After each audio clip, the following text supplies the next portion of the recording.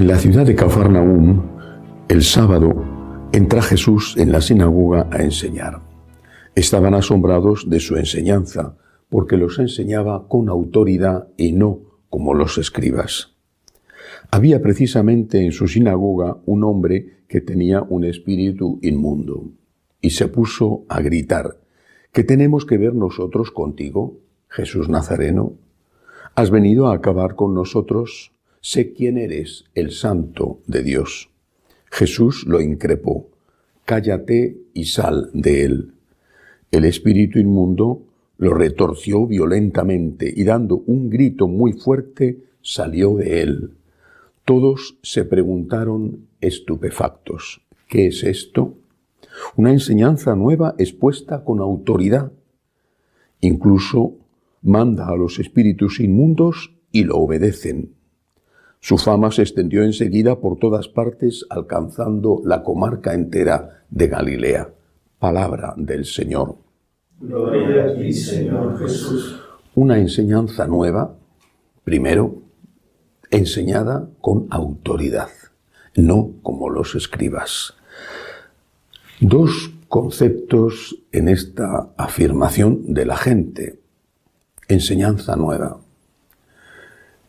Efectivamente, había novedades, pero no novedades que destruían o iban en contra de lo esencial enseñado en el Antiguo Testamento, sino que purificaban cosas que no eran esenciales y que no habían sido aprobadas por Dios, al menos de una manera que pudiéramos llamar definitiva. Por ejemplo, el uso de la venganza, la poligamia, o también el odio hacia los enemigos que llevaba, al menos en las guerras, a hacer carnicerías. Cristo purifica eso. Eso no es de Dios. No es del único Dios, porque no es distinto el Dios del Antiguo del Dios del Nuevo Testamento. Hay un solo Dios. Pero no se limita a purificar eso. Lo hace, por ejemplo, con el respeto a la ley a la mujer, lo hace con el respeto debido a la ley del sábado, pero recordando que el sábado está hecho para el hombre y no para el hombre para el sábado. Cristo purifica, pero Cristo también añade. ¿Qué es lo que Cristo añade? Lo más importante, Él es Dios. Dios hecho hombre. Dios se ha hecho hombre por amor al hombre y después, más tarde, demostrará que ese amor llega hasta morir en la cruz por el hombre. Además, añade que no solamente existe el Padre y el Hijo, sino también el Espíritu Santo. Es muy interesante, lo cuentan los Hechos de los Apóstoles, que la primera vez que San Pablo llega a Éfeso, se encuentra con unos cristianos, o supuestamente cristianos. Los Hechos de los Apóstoles hablan de 12 hombres que habían recibido el bautismo de Juan y que Pablo no considera válido, porque no habían recibido el bautismo en el Espíritu, es decir, en el Padre, en el Hijo y en el Espíritu Santo, y los bautiza de nuevo, y entonces reciben el Espíritu Santo con todas las gracias, con todos los dones que eso lleva consigo. Por lo tanto, Jesús está añadiendo cosas, por supuesto, muchas más que estas que estoy diciendo. No es cuestión ahora de hacer un resumen de dogmática. La existencia de un Dios uno y trino, la existencia cierta de la vida eterna garantizada por su propia resurrección y por las resurrecciones que Él hizo a varias personas que ya habían muerto, y la misericordia divina que perdona nuestros pecados cuando estamos arrepentidos. El Señor ha venido a añadir, a purificar y a añadir enseñanza nueva. Pero además dicen aquellos que le escucharon en Cafarnaúm que lo hacía con autoridad y no como los escribas. Porque los escribas la mayoría de los escribas eran fariseos, eran expertos en la ley y se dedicaban a meditar, a rumiar, a escudriñar la ley con teorías diversas. Dicen que al menos en aquella época, no sé si también hoy en día, entre los judíos vale mucho, quizá lo que más, una buena pregunta, porque una buena pregunta te suscita pensar y quizá no acertar con las buenas respuestas, pero al menos ejercitar la mente. Los escribas daban vueltas y vueltas y vueltas siempre a lo mismo. Una teoría, otra. En tiempo de Jesús había dos grandes escuelas rabínicas, la de Gilel y la de Gamaliel, una más estricta, la de Gamaliel un poquito menos, pero era siempre lo mismo. El profeta dijo, o en el Deuteronomio está escrito, o en el Génesis dice, o el libro de Job afirma, o siempre lo mismo. Dar vueltas a ello, interpretaciones, opiniones, pero nunca añadir. No podían. Lo que ellos habían recibido no podían tocarlo. Podían interpretarlo y ahí estaban las discusiones, pero no podían nunca tocarlo, suprimirlo o añadir nada. Y Jesucristo, en cambio, no habla así, no enseña así. Dice, enseña con autoridad. Habla de Él como fuente de la enseñanza. No, a veces lo hacía, pero no está diciendo continuamente lo mismo que dijo el profeta. Yo lo interpreto diciendo, no, al contrario. Con frecuencia afirmaba, habéis oído que se os dijo. Está aludiendo a la Escritura y los que le escuchaban sabían perfectamente a qué parte de la Escritura estaba refiriéndose. Habéis oído que se os dijo, pero yo os digo.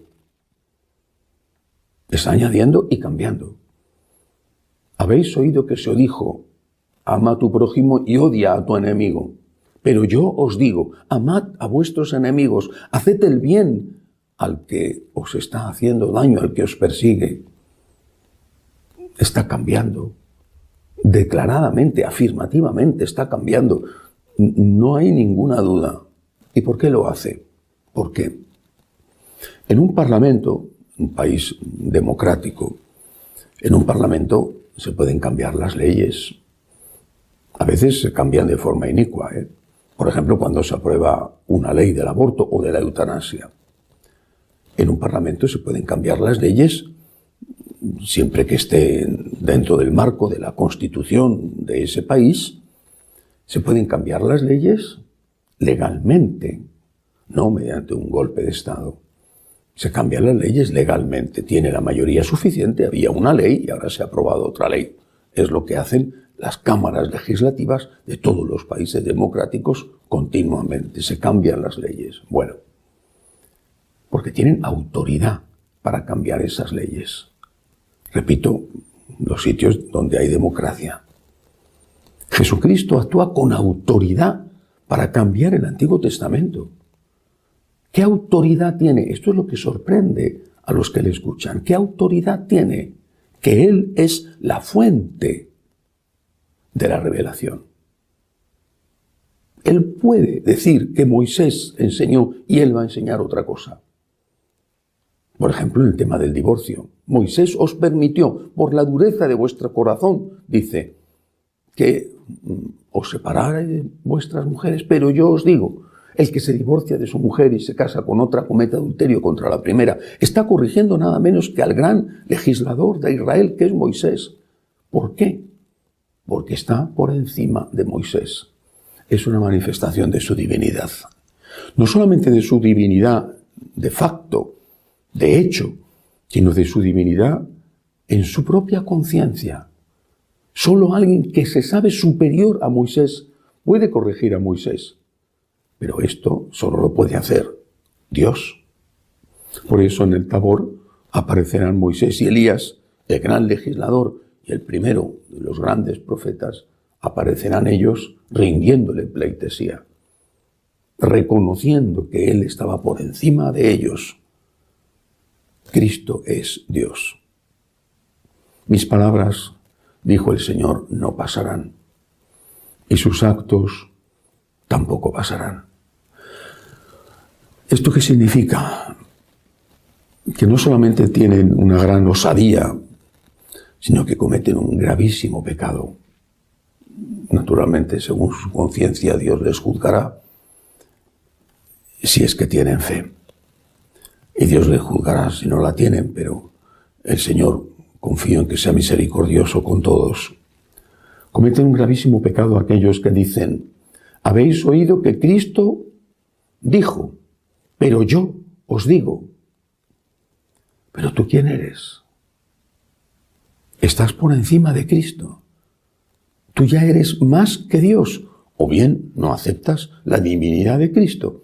Pones a Cristo al nivel de un profeta, de un gran hombre, de un sabio, uno más entre los cientos de grandes seres humanos que han iluminado la historia. Y tú eres más que ellos, más que Cristo. ¿Habéis oído que Cristo no llevó mujeres a la última cena y no las instituyó sacerdotes? Pero yo os digo, se atreven a decir, pero yo os digo que eso se puede hacer. ¿Habéis oído que no se puede comulgar, pero en pecado mortal? Pero yo os digo que eso se puede hacer. Esto es lo que está sucediendo.